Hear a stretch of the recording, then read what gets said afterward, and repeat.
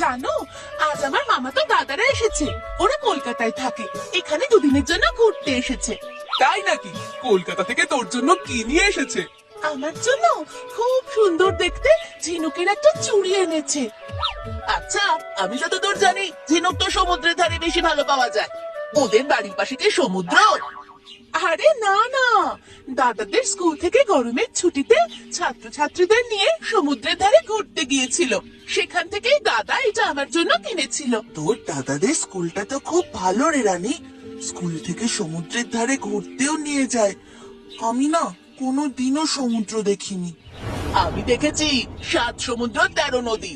তোমাদের সাথে পরিচয় হওয়ার আগে তো আমি নানা দেশ দেশান্তরে ঘুরে বেড়াতাম।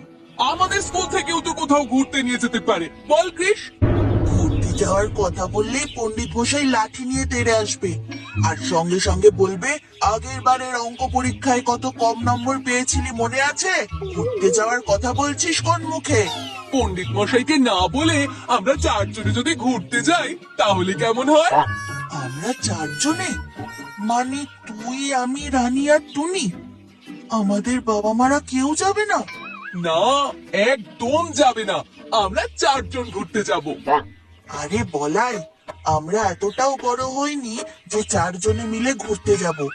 রানীর দাদারা গেছিল কারণ ওদের সঙ্গে স্কুলের স্যার দিদিমণিরাও ছিল। তাতে কি হয়েছে? আমরা না হয় কাছাকাছি কোথাও যাব, ভোরবেলা বেরিয়ে যাব আর বিকেলের মধ্যে ফিরে আসব। তাহলে তো আর কোনো অসুবিধা নেই। ইয়ে, খুব ভালো কথা বলেছে বালাই দাদা। চলো না, চলো না, আমরা সবাই মিলে ঘুরতে যাই। উম, সে না হয় যাওয়া যায়, কিন্তু যাবোটা কোথায়? আমি জানি। বলতো কোথায় যাওয়া যায়? আমাদের গ্রাম থেকে কয়েক মাইল দূরে একটা পাহাড় আছে। অনেকেই ওটা জানে না। আমি বহুদিন আগে উঠতে উঠতে একবার সেখানে পৌঁছে গেছিলাম। কি মনোরম দৃশ্য! উঁচু পাহাড়ের ওপর থেকে যখন আমি সারা গ্রামটা দেখছিলাম না, কি যে ভালো লাগছিল, তোমাদের কি বলবো। চল না, আমরা সবাই তাহলে ওই পাহাড়ে যাই। আমাদের বাবা মারা কিন্তু রাজি হবে না। আরে বাড়িতে বলারই দরকার নেই। আমরা তো বিকেল বা সন্ধ্যার মধ্যে বাড়ি ফিরেই আসবো। কারো সন্দেহ হবে না। ব্যাস, তাহলে এই কথাই রইলো। কাল তো রবিবার, কাল স্কুল ছুটি। কাল সকালে আমরা ঘুরতে বেরোবো। ঠিক আছে, তাই হবে। সাথে কিন্তু ছোলা মুড়ি নিয়ে নিস, পথে খিদে পাবে তো। ইয়ে, কাল হবে আমাদের পিকনিক।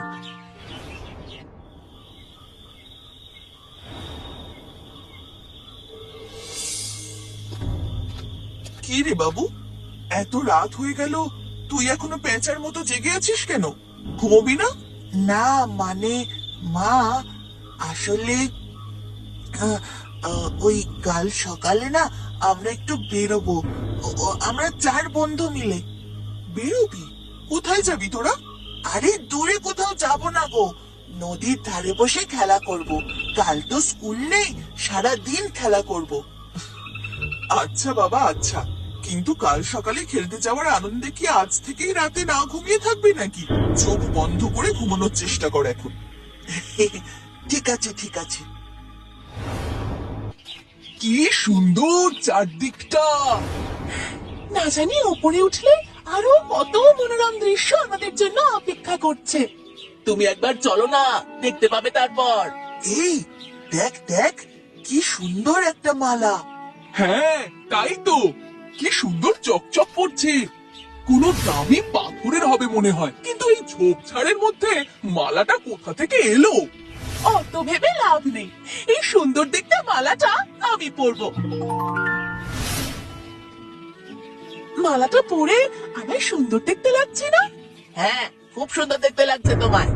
এইরকম নির্জন একটা জায়গায় এইরকম একটা মালা কুড়িয়ে পাওয়া নিহাত কাকতালীয় ব্যাপার। হতে পারে না তো। এই মালাটা এখানে এলো কোথা থেকে? এই কৃষ, তুই আবার কি ভাবতে বসে গেলি বলতো? চল চল, অনেকটা উঠতে হবে। হ্যাঁ হ্যাঁ, চল।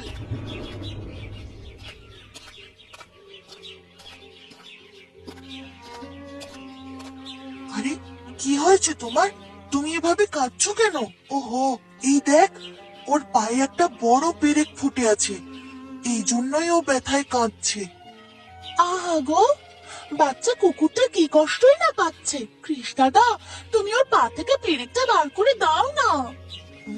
কতটা পারবো জানি না, কিন্তু চেষ্টা করছি।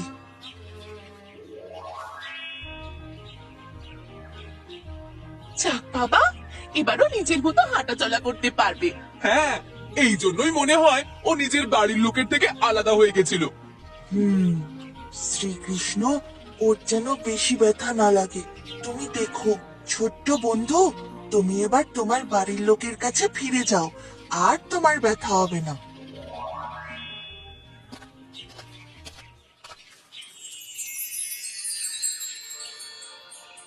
কি সুন্দর এই জায়গাটা, হাত বাড়ালেই মনে হয় মেঘ ধরতে পারবে। নিচের জঙ্গলের বাড়িগুলোকে দেখ, ছোট্ট ছোট্ট পিঁপড়ের মতো দেখতে লাগছে। সত্যি অসাধারণ জায়গা। তোমাদের ভালো লেগেছে না? আমি জানতাম তোমাদের ভালো লাগবে। আমি যেদিন উঠতে উঠতে এখানে চলে এসেছিলাম, সেদিন আমারও খুব ভালো লেগেছিল। ধন্যবাদ টুনি। তুই যদি এই জায়গাটার খোঁজ না দিতিস, তাহলে এত সুন্দর প্রাকৃতিক দৃশ্য থেকে আমরা বঞ্চিতই থেকে যেতাম। তোমরা কারা? তোমরা আমাদের অঞ্চলে কেন ঢুকে এসেছো? আমি এদের সেনাপতি। যা কথা বলার আমার সাথে বলো। আমার নাম কৃষ, ওর নাম রানী, ওর নাম হলো বলাই, আর ও হলো টুনি। আমরা 4 বন্ধু গোবিন্দপুরে থাকি। আজ আমরা এদিকে একটু ঘুরতে এসেছি। আমরা জানতাম না এটা আপনাদের জায়গা, তাহলে আমরা কখনো এখানে আসতাম না। তোমাদের হাতে লাঠি? আচ্ছা, তার মানে তোমরা এখানে যুদ্ধ করতে এসেছো। তোমরা আমাদের বন্দি করতে চাও, তাই না? কিন্তু আমরা কিছুতেই ধরা দেব না। এই, তোরা সবাই গিয়ে এদেরকে বন্দি করে ফেল। না না, আপনার বুঝতে ভুল হচ্ছে। আমরা শুধু আমাদের নিজেদের নিরাপত্তার জন্য এই লাঠিটা নিয়ে এসেছিলাম। এই মালা ওই মেয়েটার গলায় কি করছে? এই মালা তো আমাদের রানীমায়ের মালা। আমি ঠিক ধরেছিলাম, তোমরা সবাই দুষ্ট লোক। তোমরা এখানে আমাদের ক্ষতি করতে এসেছো। তোমরা রানীমায়ের মালাটা চুরি করেছো। না না, এই মালা কার আমরা জানতাম না। এখানে আসার পথে ঝোপের মধ্যে এই মালাটা কুড়িয়ে পেয়েছিলাম। সুন্দর দেখতে লাগছিল, তাই আমি পরে নিয়েছি। বিশ্বাস করুন।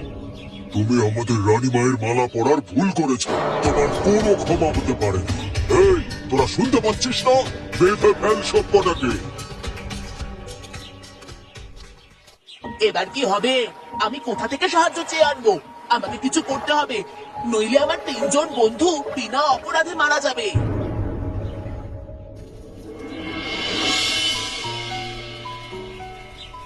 কৃষ্ণদা, আমাকে বাঁচাও। আমাকে পুড়িয়ে মারবে নাকি?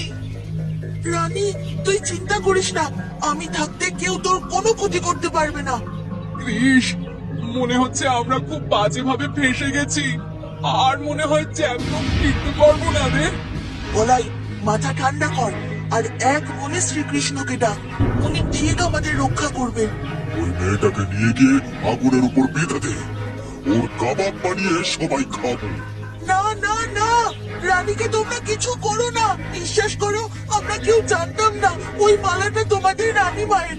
জঙ্গলে পড়েছিল বলেই রানী ওটা পড়েছিল। তোমরা এখানে থাকো জানলে আমরা এখানে কখনো আসতাম না।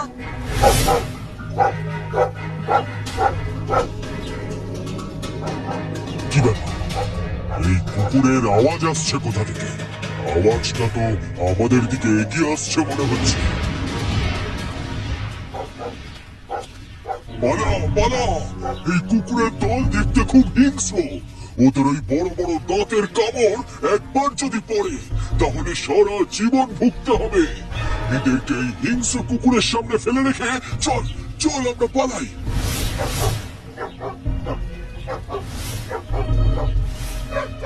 আদিবাসীদের হাতে মরবো না তো কি হয়েছে? কুকুরের কামড়ে মরবো।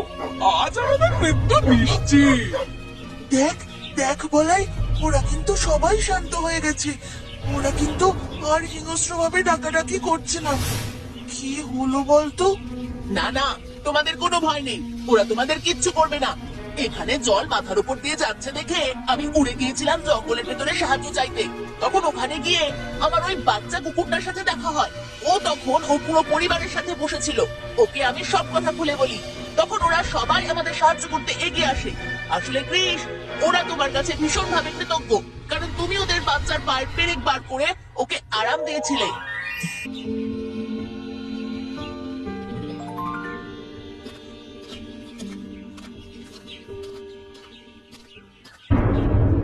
তোমাকে অনেক অনেক ধন্যবাদ বন্ধু। আজ যদি সঠিক সময় তুমি আর তোমার পরিবার আমাদের উদ্ধার না করতে আসতে, তাহলে হয়তো আমরা এখানেই আজ মারা যেতাম। তোমাদের এই উপকার আমরা সারা জীবনেও ভুলবো না। আমরা আমাদের গ্রামে পৌঁছে গেছি। এখান থেকে আমরা প্রত্যেকে আমাদের বাড়ি ফিরে যেতে পারবো। তোমাদের অনেক অনেক ধন্যবাদ আমাদের এতটা সাহায্য করার জন্য। এবার তোমরাও তোমাদের বাড়ি ফিরে যাও সাবধানে। তোমাদের এই উপকার আমরা কোনোদিন ভুলবো না। নিশ্চয়ই আবার দেখা হবে বন্ধুরা। হ্যাঁ,